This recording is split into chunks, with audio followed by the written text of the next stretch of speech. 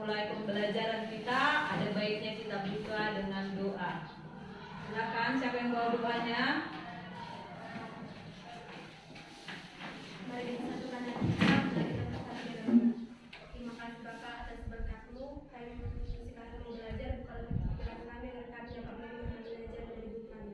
Menjadi hidup pertemuan kami dalam nama Tuhan Yesus Kristus, kami berdoa dan mengucapkan syukur kepada Amin. Ya, sebelum kita mulai pembelajaran, ada baiknya Ibu absen dulu. Ada yang tidak hadir? Iya, Bu. Ya, jadi semua hadir ya. Terima kasih ya. Nah, jadi materi kita di sini adalah menjadi dewasa dalam segala aspek. Ini diambil dari Lukas 5 ayat 52. Tapi sebelum Ibu jelaskan, sebelum kita lihat, Ibu kasih tugas dulu di sini. Kalian berkelompok ya. Silakan dulu dikerjakan. Ya, nanti biar kita bacakan hasil diskusinya, kemudian kita simpulkan pengertian dari dewasa itu seperti apa. Silakan.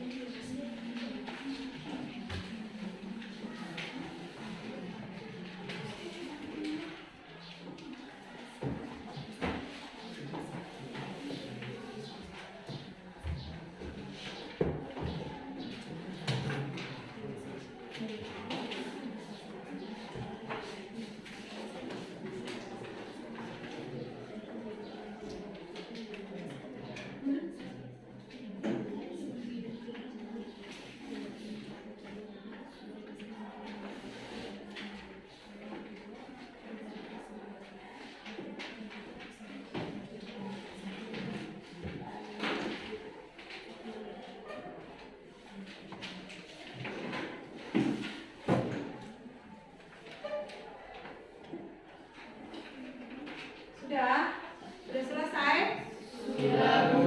Oke, supaya kita presentasikan, silakan kita mulai dari kelompok yang pertama. Silakan.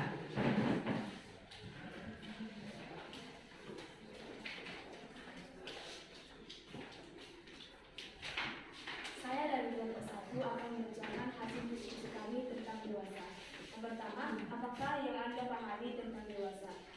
Menurut kami, dewasa itu bukan soal usia, tetapi dewasa itu merupakan perubahan bentuk fisik dan sikap seseorang yang tentang bagaimana kamu berpikir lebih luas ketika dalam relasi tersebut. Yang kedua, sebutkan ciri-ciri dewasa. Sudah bisa memilih mana yang baik dan mana yang buruk. Yang kedua, sudah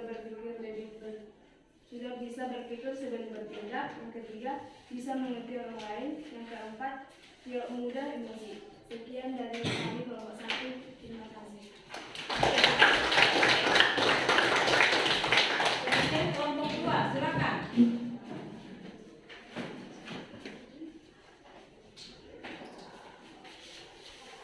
Saya akan mempresentasikan diskusi dari kelompok 2. 1. Apa yang Bapak pahami tentang dewasa?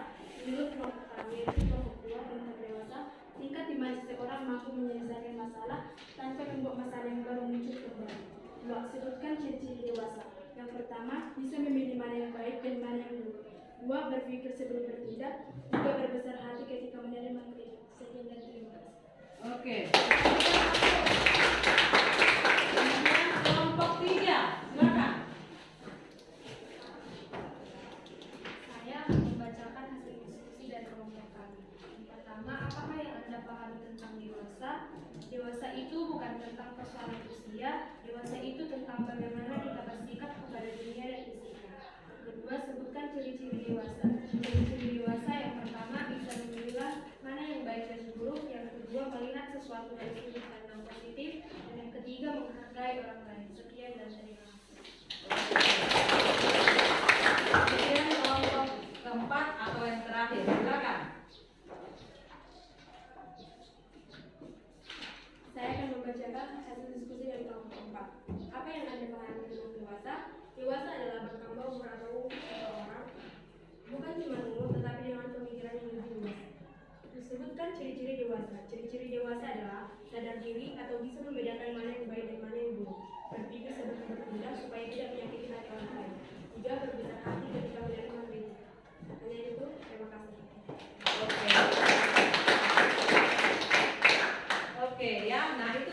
beberapa pendapat ya, menurut kalian apa itu arti dewasa. Jadi kita lihatlah menjadi dewasa dalam segala aspek itu bisa kita lihat dalam Lukas 5 ayat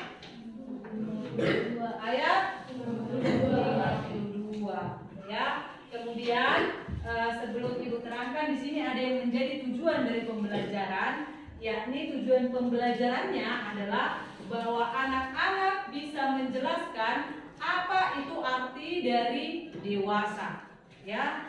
Apa itu arti dari dewasa? Nah, kemudian selain tujuan pembelajaran, di sini ada juga yang menjadi capaian dari pembelajaran. Di sini ada 4 Ibu buat. Yang pertama, apakah kalian dapat menyebutkan aspek perkembangan menjadi dewasa menurut ke-6 aspek? Kemudian yang kedua, apakah kalian dapat menjelaskan pengertian bertumbuh menjadi dewasa dalam 6 aspek? Kemudian yang ketiga, apakah manfaat bertumbuh menjadi dewasa? Dan yang terakhir, mengungkapkan arti dewasa menurut Lukas 2 ayat 42 sampai 52. Sudah? Nah, dalam materi ini ada dua yang menjadi acuan kita. Yang pertama, dewasa dalam 6 aspek perkembangan. Kemudian yang kedua, apa pesan Alkitab tentang menjadi dewasa? Oke, jadi menurut para ahli ada 6 aspek perkembangan manusia. Yang pertama adalah aspek fisik, ya, aspek fisik. Nah, aspek fisik itu menyangkut tercapainya tinggi badan dan berat badan yang cocok untuk setiap tahapan. Ya, aspek fisik itu tercapainya tinggi badan dan berat badan untuk setiap tahapan usia. Ya, jadi kesehatan seseorang itu akan tercapai apabila ada keseimbangan antara bekerja, olahraga, dan istirahat. Ya, itulah aspek yang pertama. Kemudian kita lihat aspek yang kedua adalah aspek intelektual atau kognitif. Ya, menyangkut kemampuan untuk membuat keputusan yang logis dan memahami apa yang terjadi dalam lingkungan. Jadi orang yang dewasa itu bisa memahami yang terjadi dalam lingkungannya, kemudian bisa mengambil sebuah keputusan yang logika. Ya, nah seseorang yang bisa memutuskan secara logika itulah yang disebut dengan seorang yang sudah dewasa. Artinya memiliki pertimbangan. Ya, ada pertimbangan, ada dampak-dampak yang dipertimbangkan dalam mengambil keputusan. Kalau saya putuskan ini, apakah dampak negatifnya? Kalau saya putuskan yang ini, apa dampak positifnya? Sudah? Itulah aspek yang kedua. Kemudian aspek yang ketiga adalah emosi. Ya, emosi. Aspek emosi ini menyangkut kemampuan menyatakan emosi. Kemampuan menyatakan emosi, baik itu secara positif maupun secara negatif, dengan alasan yang tepat, cara yang tepat, kemudian dalam situasi yang tepat, dan kepada orang yang tepat. Ya, jadi seseorang itu yang mampu menempatkan emosinya itu secara baik, ya, baik secara positif maupun negatif ini, itu sudah dikatakan orang yang dewasa. Ya, orang yang sudah dewasa. Jadi orang yang asal emosi tanpa menempatkan emosinya dengan baik, artinya belum memiliki pertimbangan. Jadi tidak dikategorikan pada kedewasaan atau dewasa. Kemudian aspek yang berikut adalah aspek sosial. Nah, aspek sosial ini berhubungan atau menyangkut pada kemampuan seseorang yang dapat berinteraksi, ya, dan yang dapat berinteraksi dengan orang lain, baik itu orang yang lebih muda atau di bawah umurnya, ataupun orang yang lebih tua atau di atas umurnya, maupun orang yang sebaya dengan umurnya. Ya, jadi seseorang itu ketika bisa berinteraksi, ya, dengan orang lain, ini sudah dikategorikan dewasa. Contohnya seperti kalian kan siswa baru di sekolah ini, ya. Iya, ketika kamu berinteraksi dengan teman-temanmu, ketika kamu bergabung dengan teman-temanmu, kamu sudah dikategorikan dewasa. Ya, ini secara aspek sosial, mampu berinteraksi. Kemudian yang berikutnya adalah aspek moral atau spiritual. Nah, aspek ini menyangkut mampu menjalin hubungan dengan Tuhan, ya, mampu menjalin hubungan dengan Tuhan dan sesama, menggunakan standar nilai yang universal dan konsisten. Jadi aspek yang kelima adalah aspek moral. Ini berhubungan dengan hubungan kita, menjalin hubungan dengan Sang Pencipta atau Tuhan. Jadi orang yang dewasa itu menyadari keberadaan dirinya sebagai makhluk yang diciptakan oleh Tuhan. Ya, kemudian dia mengasihi Tuhan. Sudah, orang yang dekat dengan Tuhan, yang mengasihi Tuhan, akan menunjukkan sikapnya itu kepada sesama. Jadi ada orang yang mengatakan, saya mengasihi Tuhan Yesus, tapi dia tidak mengasihi sesama manusia. Itu sama dengan bohong. Jadi orang yang sudah dewasa secara aspek moral mampu menunjukkan sikap kasihnya itu kepada orang lain. Kemudian aspek yang terakhir atau yang keenam adalah aspek identitas diri. Iya, identitas diri. Jadi aspek ini menyangkut kesadaran, ya, menyangkut kesadaran tentang diri kita, bahwa kita adalah manusia yang memiliki kelebihan dan memiliki kekurangan. Ya, jadi semua manusia itu diciptakan Tuhan dengan kekurangan dan kelebihan. Supaya apa kira-kira? Supaya bisa saling menghargai, bisa saling melengkapi, saling mengisi. Mungkin kekurangan buat Anda itu kelebihan buat saya, atau sebaliknya. Jadi kita bisa saling mengisi, ya. Jadi orang yang sudah dewasa menyadari kekurangan dan kelebihan dalam dirinya, artinya ini dikembangkan, ya. Jadi kekurangannya itu tidak membuat dia menjadi kecil hati, dan kelebihannya itu tidak menjadikan dia menjadi manusia yang sombong atau menyombongkan diri, ya.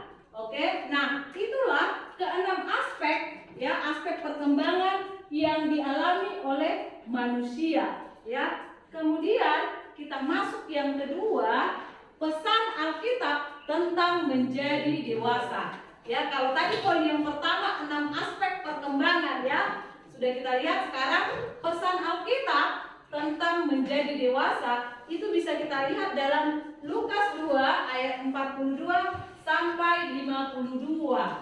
Ya, nah di sini menceritakan tentang kisah Yesus, ya, menceritakan tentang kisah Tuhan Yesus ketika Tuhan Yesus sudah berumur 12 tahun, ya. Ketika Tuhan Yesus sudah berumur 12 tahun, dia ikut dengan orang tuanya. Siapa orang tua Yesus?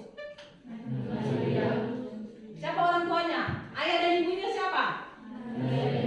Ya, Maria dan Yusuf, ya. Jadi Tuhan Yesus ikut Maria dan Yusuf untuk beribadah ke Bait Suci, yaitu di Yerusalem, ya. Nah, setelah ibadah lalu mereka pulang. Tapi ketika mereka pulang, orang bahwa Tuhan Yesus itu, ya, bahwa Tuhan Yesus masih tinggal. Lalu orang tuanya kembali untuk mencari Tuhan Yesus.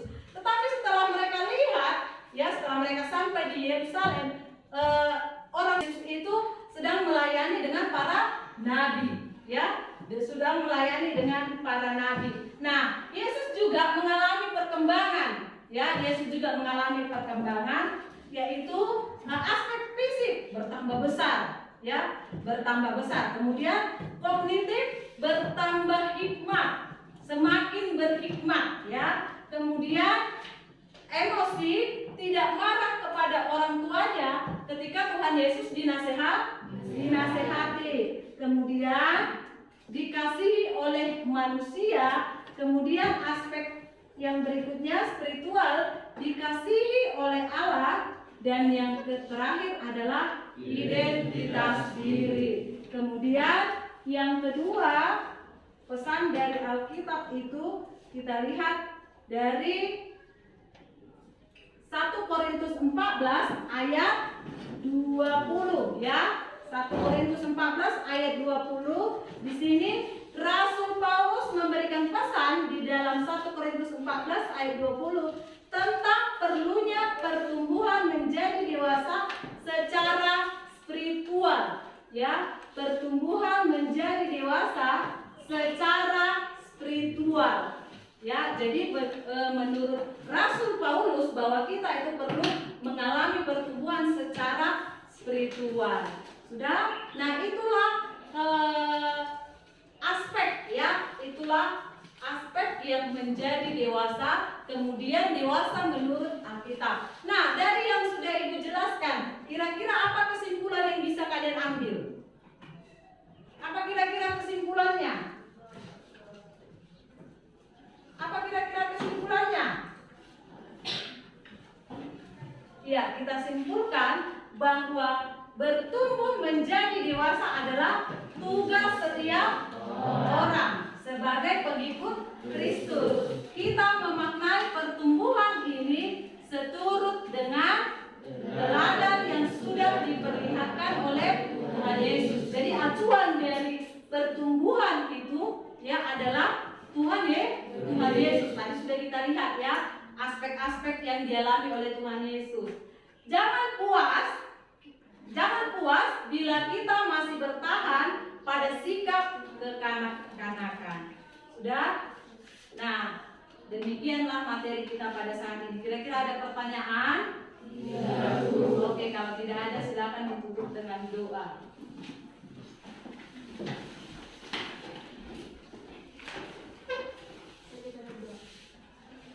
Terima kasih Tuhan Yesus, kami sudah selesai melaksanakan pembelajaran kami. Berikanlah pembelajaran ini menjadi berkat bagi kehidupan kami. Hanya ini doa permohonan kami dalam nama Yesus Kristus, Kami